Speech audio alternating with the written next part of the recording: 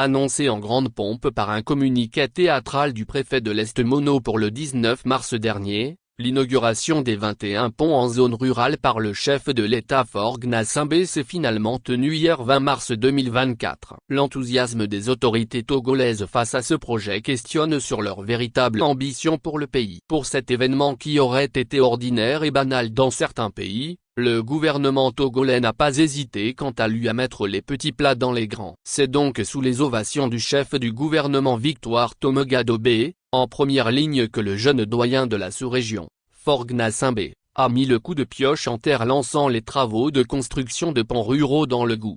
Ce nouveau projet sur lequel les autorités togolaises mettent de gros projecteurs en ce moment, consiste à faire réaliser sur toute l'étendue du pays, 21 ponts en zone rurale.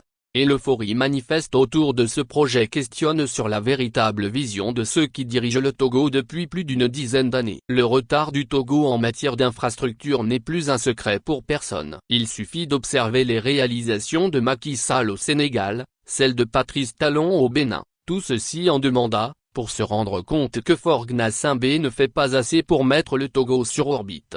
Ce projet de construction de 21 ponts, présenté pompeusement comme un exploit, ne peut véritablement en être un, après plus de 19 années passées à la tête du pays. Le chef de l'État serait en train de lancer des travaux de construction d'ouvrages routiers destinés à améliorer l'aspect de la capitale du Togo ou encore des travaux de construction de plusieurs universités modernes dans d'autres villes du Togo, que l'on comprendrait un certain engouement autour de la chose.